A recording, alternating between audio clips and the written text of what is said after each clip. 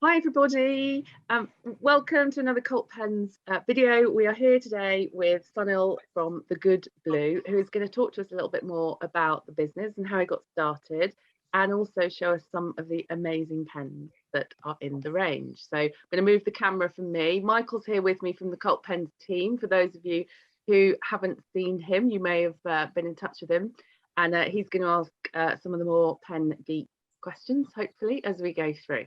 So I'm going to hand over to Sunil without further ado. So how did you tell us a bit about the business and how you got started and how it all came about?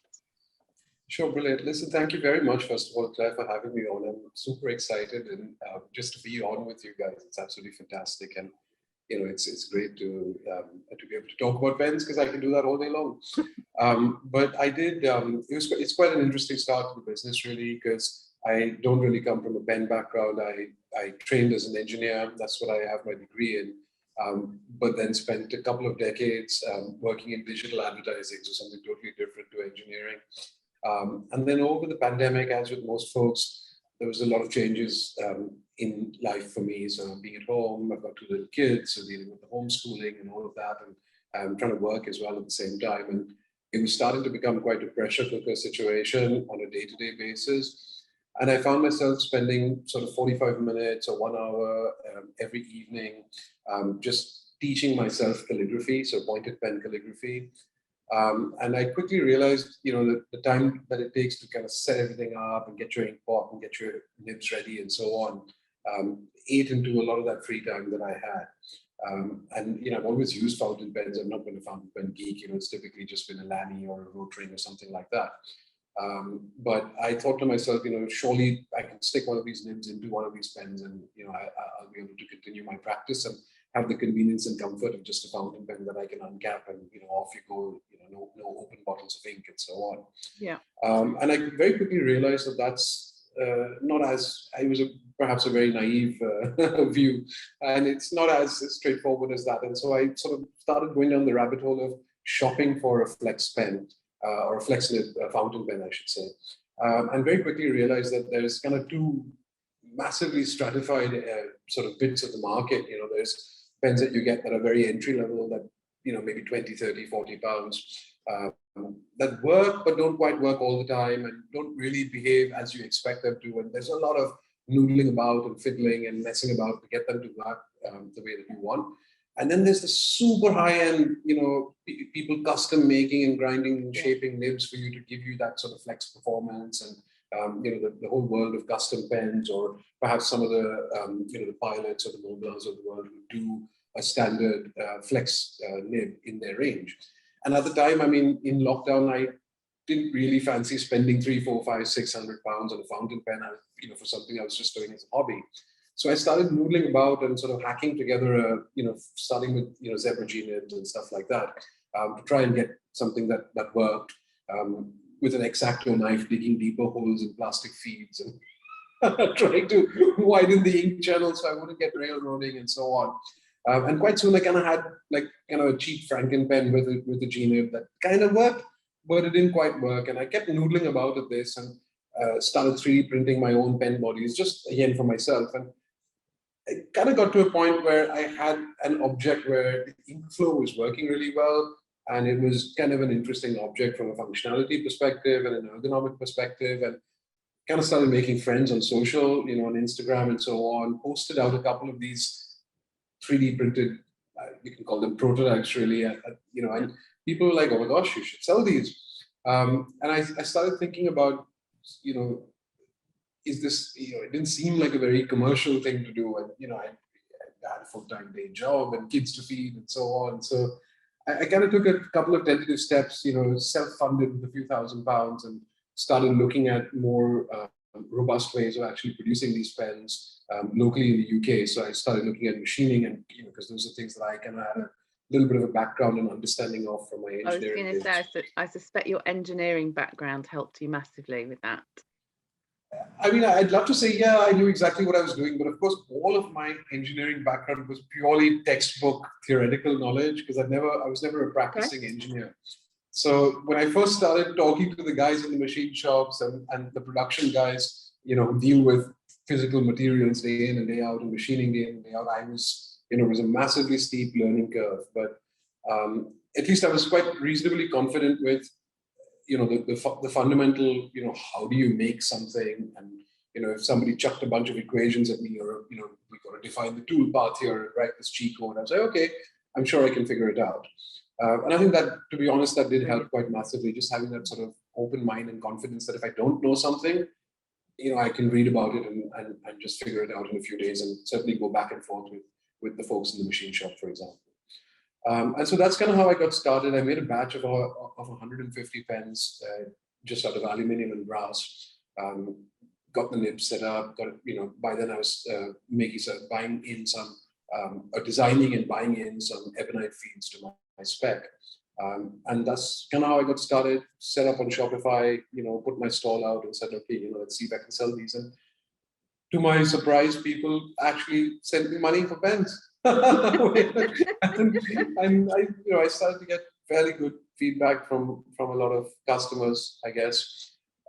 And that's kind of how it got started. And around that time, I kind of had to make this decision of whether I want to do this full time, or whether I want to just kind of try and do this as a kind of side hustle, or whatever you want to call it. And I did take the step. I must say my long-suffering wife was the one who pushed me. She's like, look, if you want to do something, you need to just kind of go out and do it. You can't do it in half measures. And so I quit all of the work that I was doing. I quit my day job and just put all of my energy and all of my time into developing and growing the Good Blue. And I mean, looking back, it's still very early days. So this, we started selling kind of almost a year ago in July 21. So it's super early days, but so far so good. A great start, right? It's been a fairly good start, I'd say. I mean, I'm quite happy with where we are. Just being able to have conversations, for example, with retailers like yourselves, and trying to build the brand. I think one of the things, doing that full time really helped, because one of the things I was able to do was really step into this space very professionally, rather than say, oh, I've got 10 hours a week, I'll do the best I can, make a few pens. Yeah. But here it was, okay, how do you hit, I set myself quarterly revenue targets, and, try to do this in a fairly structured commercial fashion, rather than just as a hobby. So that's kind of when the transition took place. And I kind of, it's been mostly sort of social media, Instagram, Reddit, Facebook, lots of conversations with people. And I mean, it's something that's born out of a passion. I love to talk about pens. I love to talk about ink flow and really geeky things like that. So it's been a pleasure. Yeah, I think you've landed in the right place then, Sunil, to be honest. That sounds perfect. Definitely. That sounds great. And what's your ambitions going forward, if you want to share those in a public space? Yeah, what's no, your of course, ambition for the business? I think, I mean, without sounding too critical of an industry that I don't fully understand, one of the things that surprised me coming in as a new entrant was that, for a variety of reasons, which I now understand better, the way fountain pens are made, designed, sold, etc., hasn't changed dramatically in the last 100 years or so. And that struck me as quite surprising, with my engineering background, as well as with my experience in digital marketing and advertising. It seemed like there was a huge missed opportunity in the space, which was twofold, right?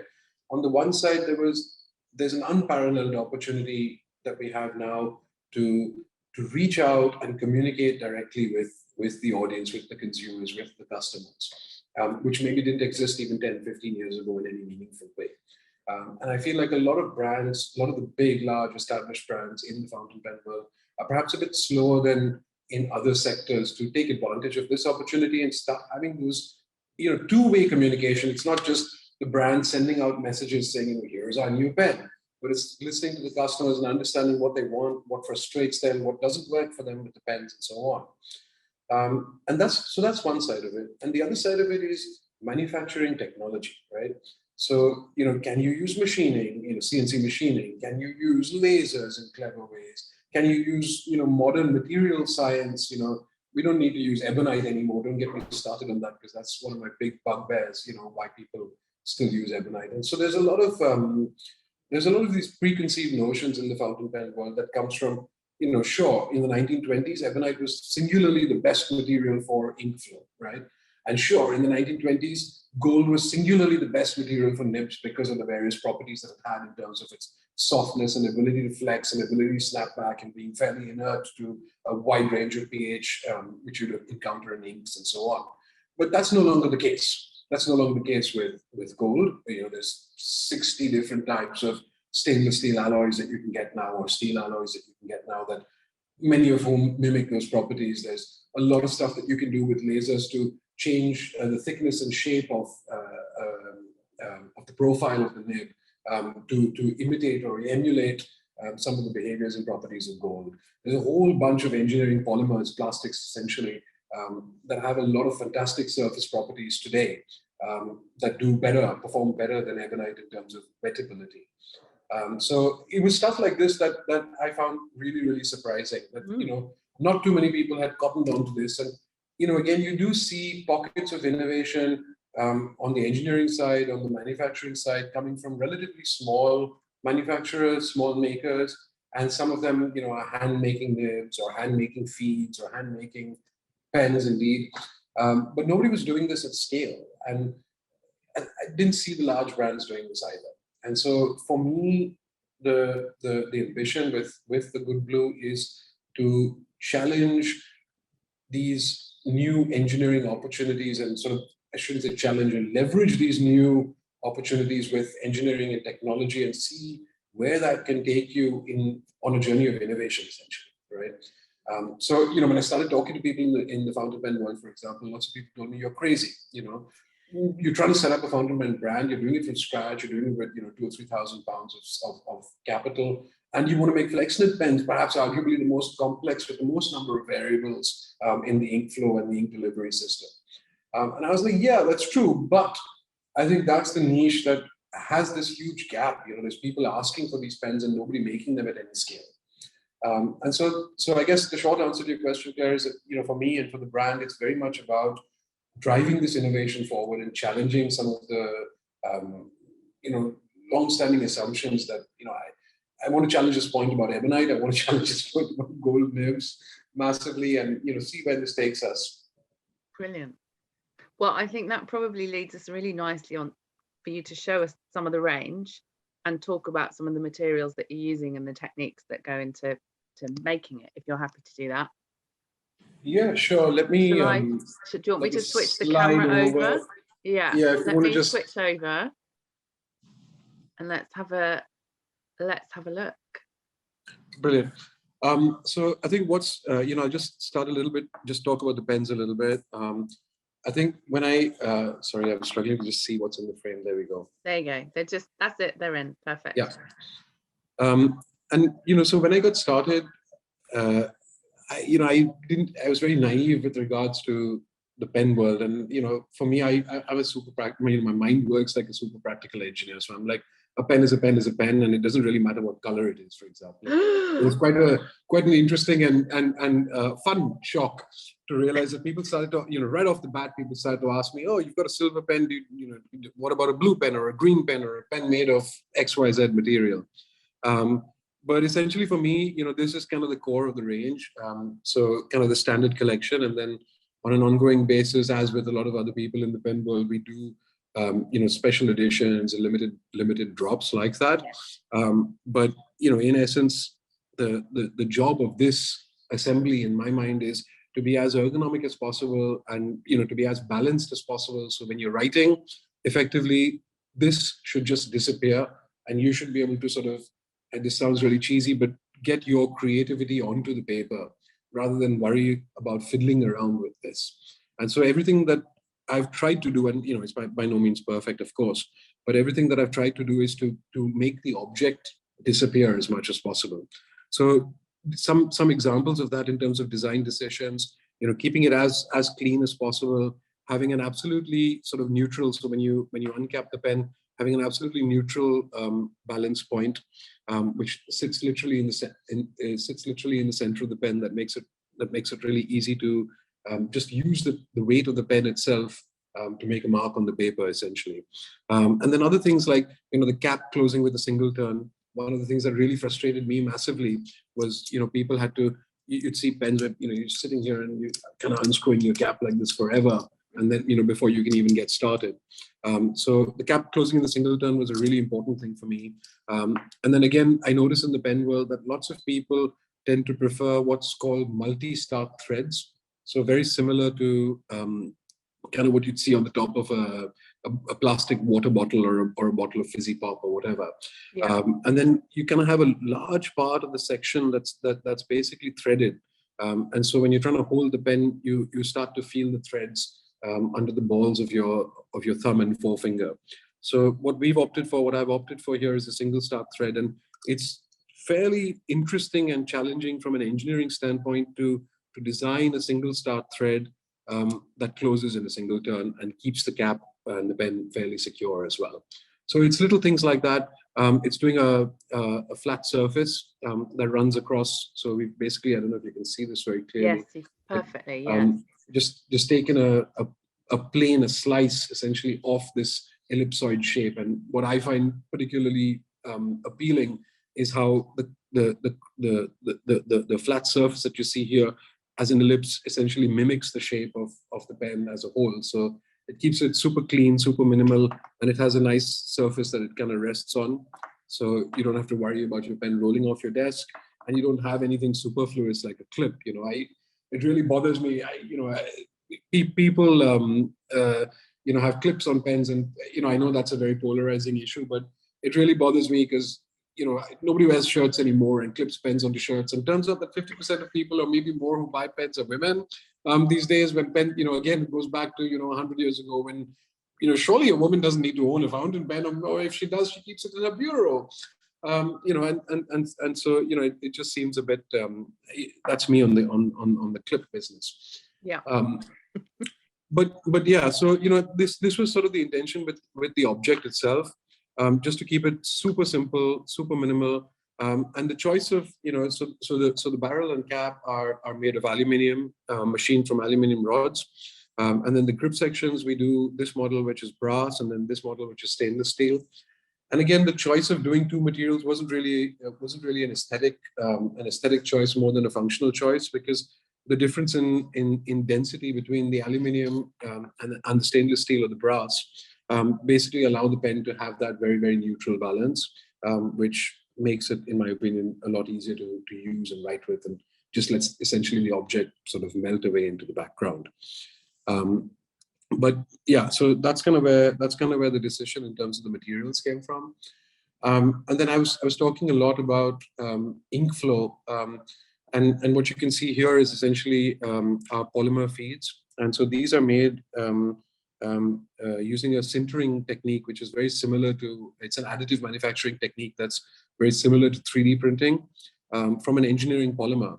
And the big idea behind the feeds themselves are, you want something that provides a hydrophilic surface. So essentially the surface layer should be hydrophilic, essentially just means water friendly. So it should be wettable. It should allow, the surface should get wet with the ink, and it should essentially kind of hold and allow the ink to flow through the feed and onto the nib. And essentially, particularly when the nib is flexed and you have a very high demand for that ink flow, the feed should be able to keep up.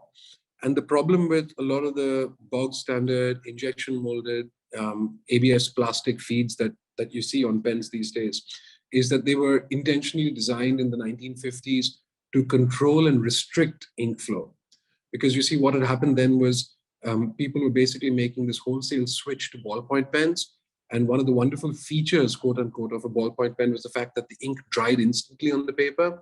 And so the intention with the fountain pen manufacturers was to make fountain pens drier and drier and drier so that they could mimic or sort of align with this expectation that customers now had, having used ballpoint pens. But of course, from a Flex Nib perspective, that's certainly not desirable. In fact, it massively restricts the ink flow, causes railroading and all sorts of other annoyances. And the choice of ABS plastic by a lot of the large manufacturers from the 1950s onwards was essentially because plastic is hydrophobic. It's water repelling. So, if you put a little Mm. drop of water, you see it beading up on the plastic feed or indeed on any piece of ABS plastic. And that's literally the opposite of what we want from a feed. And which is why ebonite feeds are so coveted now, particularly with people who use, broad or double broad pens, who enjoy a really wet line and who like to sort of explore some of the new inks that we have on the market these days, the shading and the shimmer and the sheen and so on. And all of these wonderful properties of these modern inks come through so wonderfully in a very wet nib, certainly in a flex nib or a double broad. But you've got to have a feed that keeps up. And the challenge with ebonite is it's a natural material, it's a natural rubber. And so the bulk properties of the material are very inconsistent. And as a consequence, the machining is very, very complicated and very unreliable. You get a batch of 100 ebonite feeds, and some of them will be good and some of them will be duds, just because the material isn't consistent across them from the point at which you started. And it's got nothing to do with the precision of your machining necessarily. And so, ebonite is great. It literally does the job as advertised. And if you're setting up nibs one at a time, if you want to set one up for yourself, you can sit and fiddle and heat set an ebonite feed. That's wonderful. But if you're trying to run a business where you want to, put together 100 or 1,000 or 10,000 nibs, it's basically impossible to work with, or very, very difficult to work with and time consuming. And so that's what led me to looking at some of these engineering polymers that are available today, looking at some of these more modern manufacturing techniques that are quite cost effective. So, essentially everything, the pen assembly and the feed manufactured here locally in the UK, relatively low carbon footprint. We don't fly things back and forth halfway across the world before the pens even ship out to customers. And that was something else that was really important to me when setting up the business. And it was relatively easy to do because I didn't have any, legacy things that I had to go back in and correct. I was starting everything from scratch. Yeah. And I was very determined to manufacture locally and still in the UK and still do it it's a commercial business and I make money off these pens certainly. But still do it in a sensible and sustainable way rather than trying to manufacture in a lower cost domain. Yeah. As you said, and that's one of the advantages of starting off with those intentions. Whereas I think many businesses, and I'd say we're included, you're trying to course correct where you are, so you have something to compare to.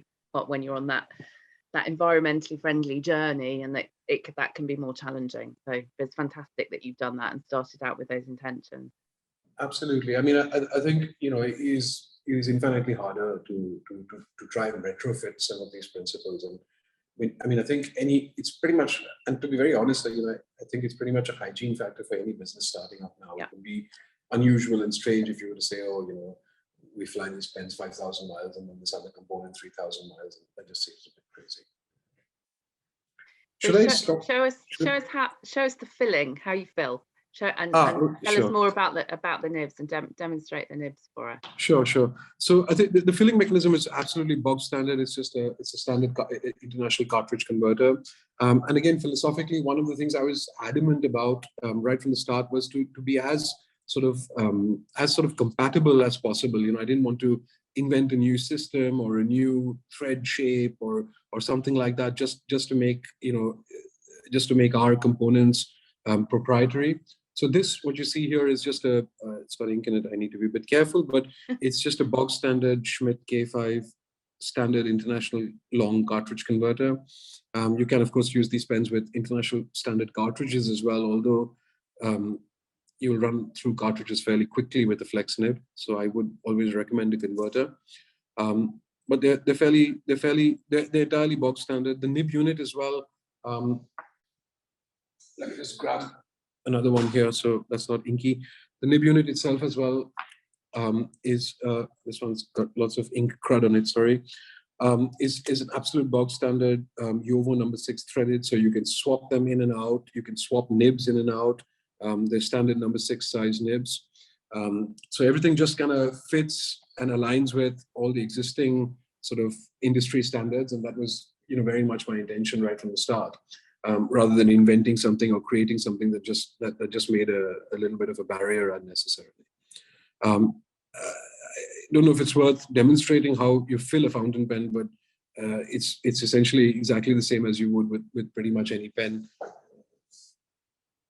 Go for it. What ink are you using? So I tend to use blue inks because I'm a big fan of blue in general. And one of my favorites is Diamine's Mediterranean blue. It's absolutely fantastic. This bottle is almost through. And shameless plug, I will say I buy all my inks from Cult Pens. True story. I'm not just saying that. Thank you very much. Thank you. We buy lots of our inks from Diamine, so it's a happy virtuous circle we've got there. I have to say, Claire, Diamine ink. I'm so very pleased with Diamine. For my day-to-day use, making my own notes, testing of all of my inks and of all of my pens and nibs, I only use just because it's easy to access. It's very, very cost effective for what it is, and it's such a they're across their range. I haven't come across anything yet. Maybe one or two odd exceptions, but they're so well behaved across a wide variety of papers. They're so standard across batches. I don't open a new bottle and suddenly find, whoa, the same ink is behaving totally differently. My phone is so very close to the, but essentially all you do is just dip the nib into the bottle. And this bottle has no ink in it, or very little. But just make sure that it's dipped in so that it's almost touching the bottom of the section, the surface of the liquid, and then you just turn the cartridge converter to move the piston back and forth in the cartridge and just fill the cartridge that way. Sometimes you have to go a couple of times if you want to get an absolutely full fill, so to make sure that all the air is expelled. And the only one thing I will say is, if you're using larger bottles of ink like this 80 ml bottle here, you want to just make sure that the nib and feed is relatively clean when you pop it into the bottle, because you can sometimes have funky stuff growing on the ink, because you'll have a bottle like this that you uncapped and you don't get to the last dregs of it until maybe 6 or 9 months later. You could have funky stuff growing in the ink, mold and whatnot, and that's not very pleasant. I feel like that's a science experiment we should have running in the office somewhere, but that's a discussion for another day. That would make for a very nice time-lapse video, like over 6 months of just like stuff growing in a bottle of ink. Yeah. You might discover the next penicillin. You never know. So essentially, that's what you do in terms of getting the pen filled. It's fairly bog standard, and maybe I should start writing because that could be fun. Yes.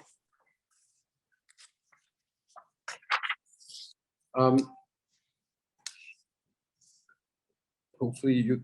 So this is, sorry, I should say as well, this is our standard steel Flex Nib. It's a fine point flex, and it's pretty much the most popular nib, the one that's ordered the most often, and the one that I'd recommend to somebody who's absolutely getting started with flex nibs, because it's kind of middle of the road. It flexes, but not too much. It's easy to control. It's great as an everyday writer. It writes with a fairly fine, fairly dry line. And this is just a standard, it's a Clairefontaine 90 GSM paper. So I will say as well to a lot of folks, if you're new to the hobby, your choice of paper makes a massive, massive, massive difference to the results that you'll see, especially with the Flex pen. And all I would say is try and look for a paper that's fairly smooth and not very absorbent. The downside, of course, is it'll take longer for the ink to dry on the surface of the paper. With all of these beautiful behaviors that we were talking about earlier in terms of the shading and the sheen and the shimmer, you'll start to see all of that, and your handwriting will just become so much more expressive, and it'll just look so much nicer. And I'm going to ask you an idiot question, Sunil, yeah, sure. for the purposes of this, but why would you recommend a Flex Nib as opposed to a standard sized? What's the benefit? Well, fair enough. That's a really good question, and I should have said that earlier. But what's wonderful about Flex Nibs is that you can get from the same nib, you can get some line variation. And what that means, I'll show you, is if you just draw a line, this is kind of what it looks like if you put absolutely no pressure on the pen and just drawing a line. And then the moment you start putting a little bit of pressure on the pen, you start to get, as you can see, a significantly thicker line.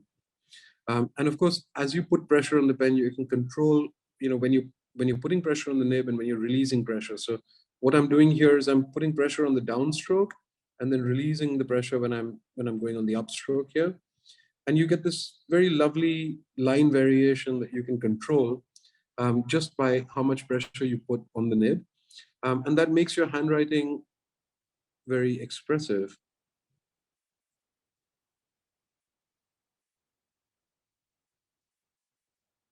Lovely. That's taken a lot of practice to be able to do that so beautifully off the bat. Yeah, I mean, well, thank you, I should say. It's a journey, and I mean, it does take a fair amount of practice, but it's super satisfying. And as I was saying to you in the introduction earlier, it really, honestly, saved my life.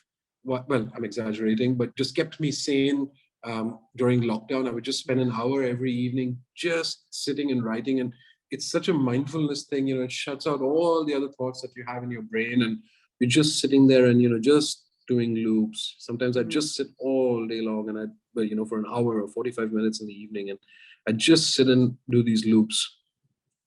And it's something that you need to be so focused on, all of your attention, your fine muscle control in your wrist and your fingers, your brain, your eyes. Everything is just kind of sitting there and focused on this line that you're producing. And it's super satisfying. I mean, of course, I'm just doing this while I'm talking, and you can see, it bothers me that all these things are not sort of even. The size of the loops are completely messed up. So, kind of the challenge is to try and get everything as standard as possible. Every loop should look exactly the same. And of course, I'm not a master calligrapher, but people who've spent 10,000 hours practicing, and it's just absolutely awe-inspiring to watch them produce a line. I could sit and watch it all day long. So, I mean, this, just having, even with, your sort of everyday handwriting, I'm just literally scribbling, but just having, these little bits where you've kind of almost naturally put pressure down, where you see the ink pooling, these little bits here where the line is much finer, and you just get this character to the line that you don't get otherwise with standard monoline nibs, and certainly not with roller balls or ballpoint pens or anything like that. And it's just, I mean, it's an archaic pleasure, but it's a lovely pleasure to Still enjoy. A pleasure. Perhaps you'd like to just hold the pen up to the camera, see if a close up of the nib will work. And this, I'd go a bit closer still if you can. That's it. Give it a minute to, yeah. That's a lovely design on the nib as well. Yeah, so we've got so we laser engrave the words "For the Love of Flex" on the nibs. It was just something that we because that's what it was all about, getting started. Beautiful. And, so that's the standard steel flex. And I think I should say, I was talking about everyday writing. I mean, if you literally put no pressure on,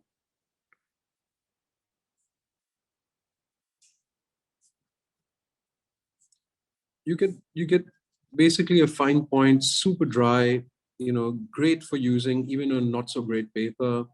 And it's just an easy, happy, fine nib pen that you can just use. And the moment you put some pressure down, you start to get the line variation. And obviously it gets significantly wetter, as you can see. Yeah. And yeah, it's lots of fun to just explore and play. And so the reason why I kind of recommend this nib as a great nib to get started with is because it's really great for the everyday writing. But at the same time, if you wanted to flex, it'll flex, and you can do fun stuff. I mean, albeit with a little bit of practice. Love it. And then the other one in the range that I thought I'd show you as well is our titanium flex nib. And the difference with that essentially is that it's the material on the nib allows it to be much softer, so it's a lot easier to flex, and it'll flex a lot further as well. Okay. So you get a much wider line. I did a bit of a goof up when I was filling this pen. It was half filled with some ink, and then I filled it with different ink. So it's got some kind of mongrel ink in it. So don't ask me what it is. Blend. Some kind of, yeah.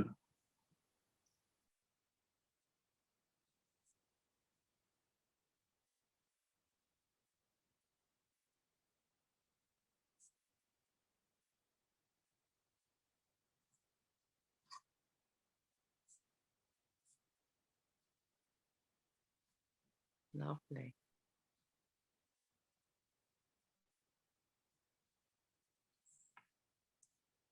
Lovely. And would you recommend the nib for beginners, or you think people that have a little bit more experience want to move on to sort of the next stage?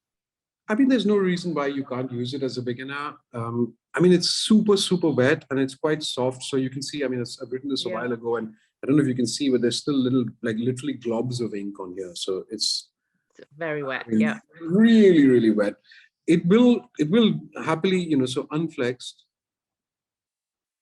It's still a very wet line. This is absolutely no pressure at all. Okay. So, you know, I think that perfectly illustrates the difference, actually, just there that you did. Yeah. I mean, totally. I mean, if you think back to what we did with the steel flex here, you know, when I ran my finger over it, it like literally didn't smudge at all, because it just dried up on the paper instantly, because there was so little ink coming through compared to the titanium. So I think it's really from that perspective only that I would say that, you know, maybe you don't want to get started with this necessarily, but if you're happy with, you know, wet nibs, then by all means, you know, it's a lot of fun. I mean, personally, this is the nib that I prefer and I enjoy writing with, just because you can get so much variation in the line, as you can see. And I don't know if you can see the way that the ink, you know, kind of shades and pools and flows in the flex swells. And I mean, just watching that, especially when you've got the sun, you know, sun streaming down on the paper, if you're lucky enough to be sat somewhere in the sunshine, just a nice tall glass of something with lots of ice in it, and oh my gosh, you know, that's ideal for today. It's the perfect day. You know, it's an amazing hot day. You can just keep going and going, and it's such an absolute pleasure. So yeah, I mean, you know, there's no reason why. You do have to be a little bit careful that you don't kind of push it too much, because it flexes.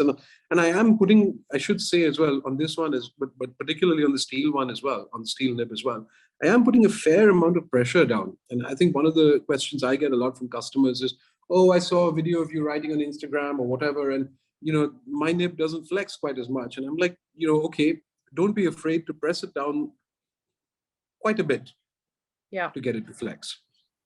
And I think that's just something that you're also, I'm just watching how you're holding it as well, compared to how I normally hold mine, and you're definitely a bit closer to the further away from the nib. You're holding slightly further up the pen, which I'm assuming adds a little bit of pressure as well. I think maybe just you know, just where I feel I'm able to sort of control it the best.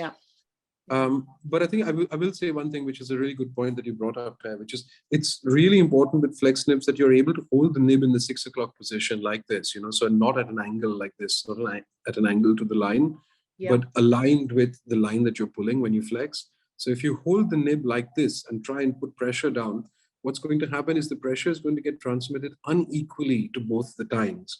And very quickly, you'll start to see your tines going out of alignment, and your nib is going to start misbehaving. So, you know, if you do have the tendency to write with a bit of an oblique like this, it's okay if you're not putting pressure on the pen, that's not a problem. But the moment you try and flex with the pen, with the nib at an angle like this, first of all, you're going to have to put a lot more pressure to get the same amount of line variation, as you can see. And secondly, you're going to start getting, you know, forcing the tines on the nib to go out of alignment. So it's quite important that you try and keep in mind that when you write, you know, when you're pulling the flex swells, you try and keep the nib at the 6 o'clock position, or as close as you can manage. And that's the way that you'll get the, you know, the best line variation as well as the most longevity out of your nib. Good point, and very well demonstrated. Thank you. And I guess what's next in the range, Sunil? What can we look forward to coming soon, or maybe even not so soon, that you're happy to tell us about? Yeah, of course. So I was mentioning earlier, I'll start with a blank sheet of paper again. I was mentioning earlier that one of the things that I'm obsessed with at the moment is, you know, challenging this idea that, you know, vintage, I should just slide here, we're challenging this idea that vintage gold flex is, those beautiful wet noodles that were made in the 1950s that were absolutely fantastic. And that's very true. I mean, not to take away at all from those nibs. They're absolutely. I was going to say, Michael's about to pipe up otherwise. Sorry, go ahead, Mike. He's about to get involved in that discussion, I'm sure. But it's all right. You've course corrected it enough, Sunil, that I think it's okay.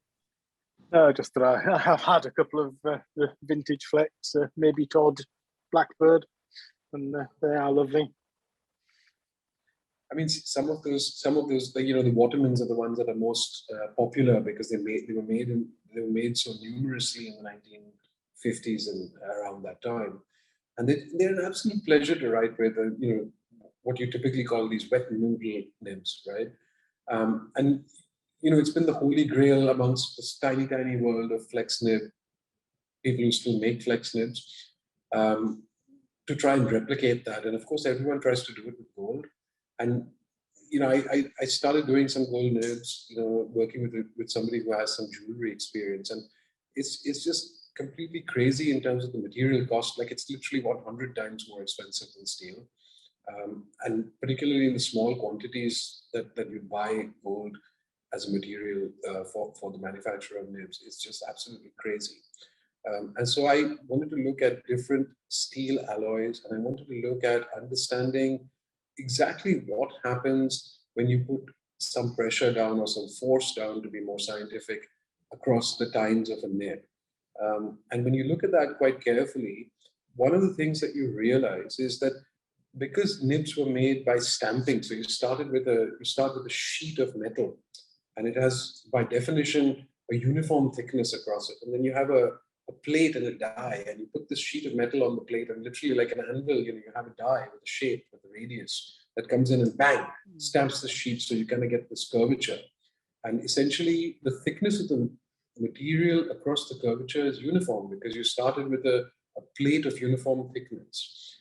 And so when you're trying to put pressure down to get the tines to flex, you're having to basically work to push those two pieces of material, of metal, aside. And the harder the metal, the more force you need to put down. But what if you could selectively vary the thickness of the metal? So the thinner you make the metal, the easier it is to move, because there's less volume of metal that you need to move.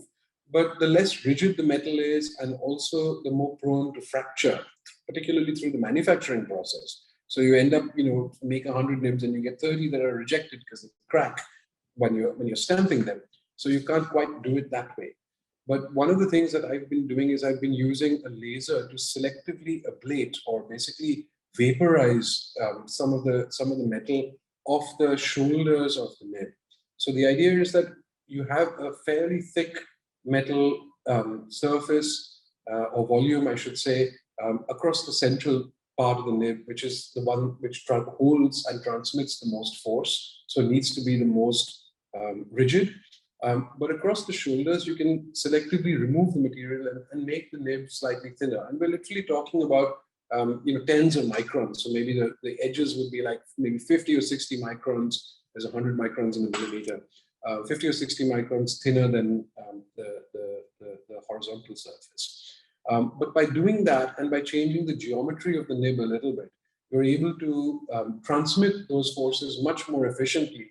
And so you're able to sort of get the nib to flex or the tines to split in a way that mimics that gold, that feel of vintage gold, but with steel. So it costs 1/100th, and you're not suddenly paying 150 pounds for this beautifully handmade gold Flex Nib, but you can buy it for 20 pounds or 30 pounds. And so if you, sorry Claire, I'm going to make you switch over. Yeah. So here's, so this is a prototype for now, but essentially this is what it looks like. And I thought, just for fun, because why not, I just wanted to say as well that you don't need to always write with black ink on white paper. You can write with white ink on black paper too. And I chose this so you can actually see the ink in the converter. And this is Diatramentis Document White. It's the worst ink in the world. Shockingly, I don't know how it's kind of skirting around the edge of calling something a fountain pen ink, because it's so full of pigment and pigment particulates that it just massively misbehaves. But luckily with our feeds, we have quite a large ink channel. And so you can kind of get away with using this ink. But again, I'd thoroughly take apart this pen and clean it. And I wouldn't leave the Atramentis document white in a fountain pen for more than maybe 24 hours. And before you get started, you've got to get the particulates like literally kind of all dispersed in the ink. Otherwise it won't write. And you might wonder why I'm bad mouthing the Atramentis, and I'm not, because at the end of the day, what they've produced is the most incredible ink. Aha, the big reveal. The big reveal.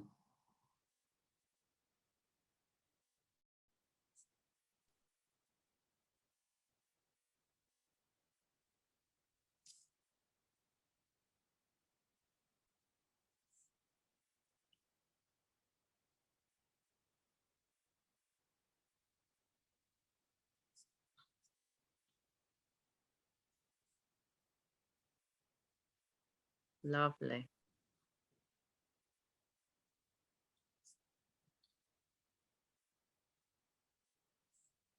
So, I mean, it is super gloopy, so you can start to see some of this railroading, because, I mean, there's so much particulates, there's so many particulates in this ink to make it opaque white. But it's such a, I don't know, it's such a nuisance and such an absolute joy to use at the same time. I like that. I would never recommend this ink to anyone, and I would always recommend this ink to everyone. That's a great recommendation. It's fantastic. It's fantastic. But essentially, this is the nib. It's a steel nib, as you can see, and it's, you know, I've taken off material off the sides in terms of the thickness, so it's significantly thinner, and we've got an elliptical shaped cross slit that you can see here, that helps to flex the nib. And it's just, I mean, it probably doesn't come across on camera, but it's just such an absolute joy to write with. It behaves exactly like you know, vintage gold would. And so this is something new that's coming? Yeah, so I mean, I'm prototyping this at the moment. The big challenge that I'm having is I can make them one at a time, very slowly and carefully. But when I try and do this laser ablation process at scale, so, you know, line up 20 or 30 nibs and just get the laser to go at it one nib at a time, there's so much heat that's generated that it literally starts to anneal and harden the steel on the nib itself. And then the nibs just become no good.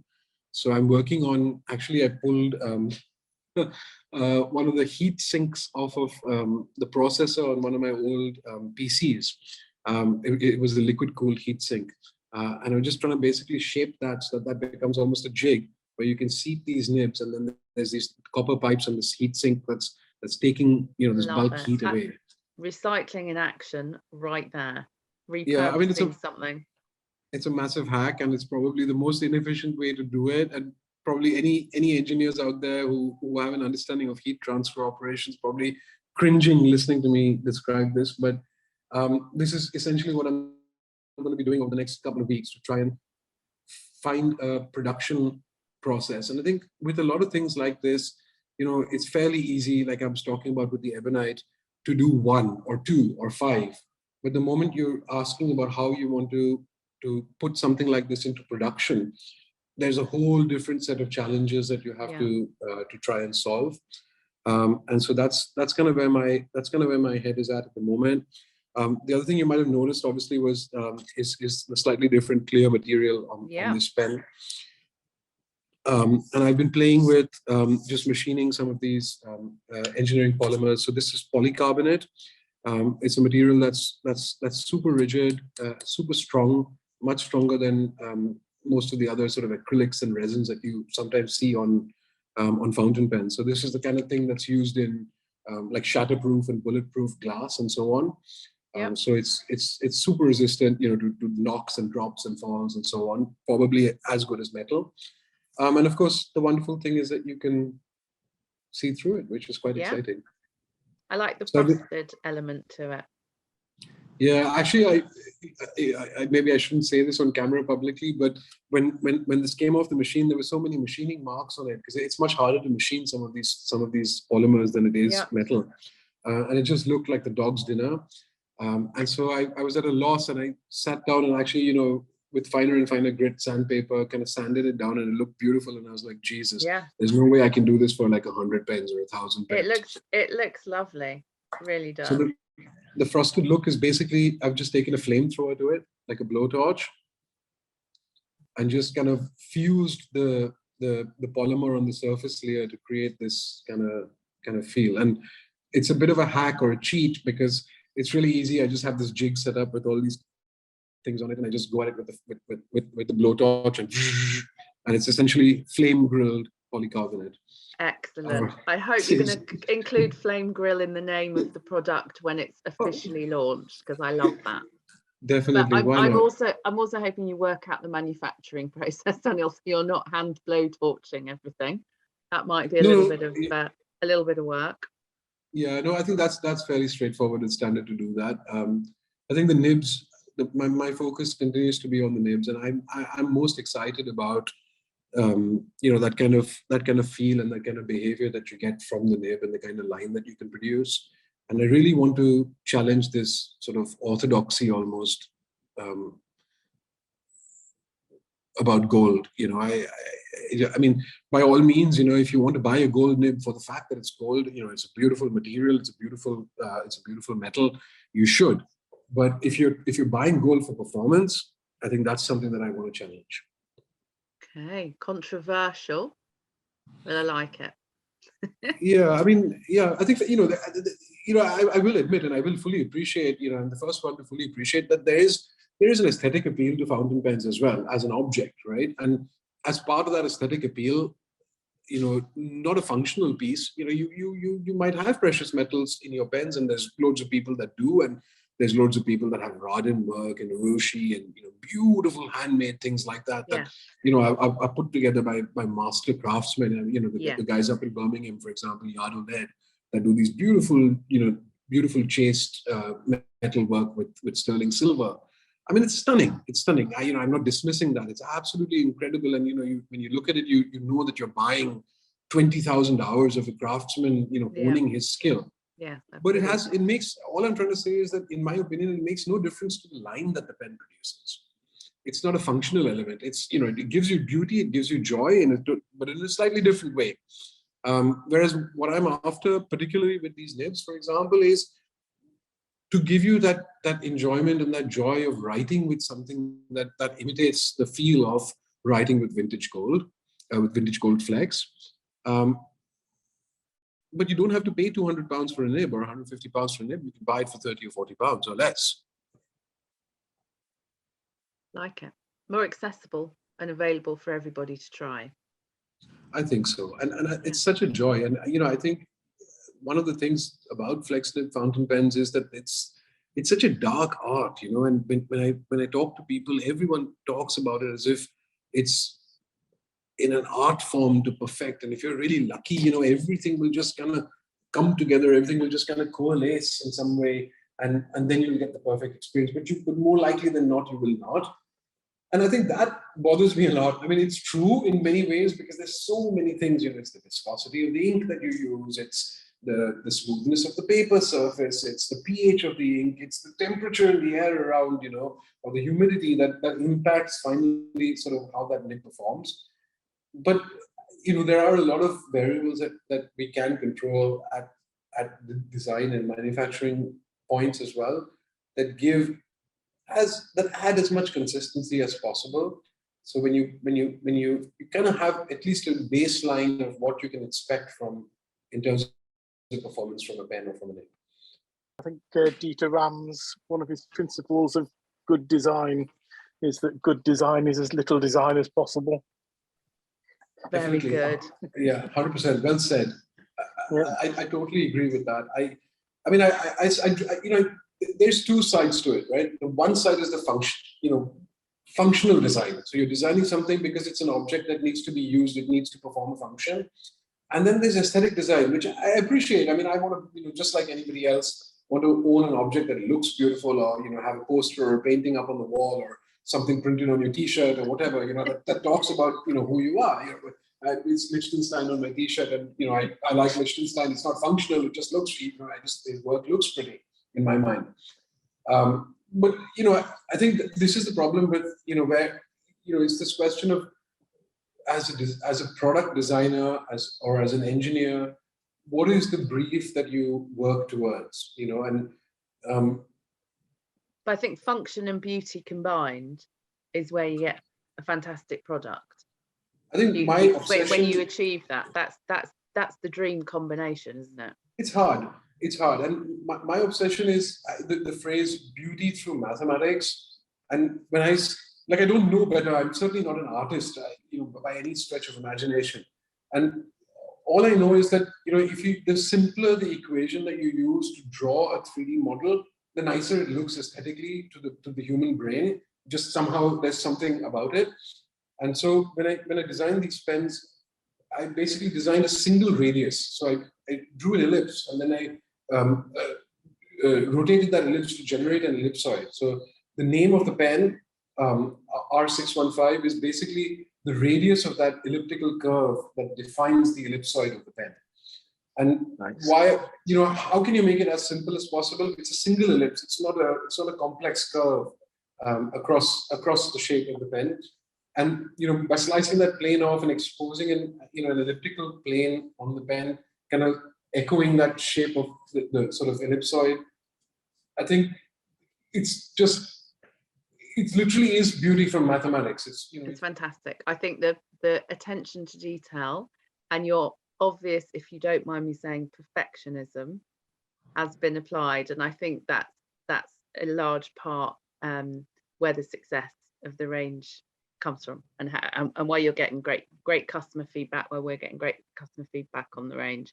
I love the design and the bit that you talked about at the beginning, because I think simple design is often the hardest thing to do, and I think you've achieved a lovely functional and simple design that is then beautiful. So yeah, I think it's a fantastic range, and thank you very much for talking to us about the range so far, and excited to hear more about your adventures with blow torches and and the nib manufacturing. So I hope it's successful and we can launch the new pen with you soon. Thank you very much. Amazing.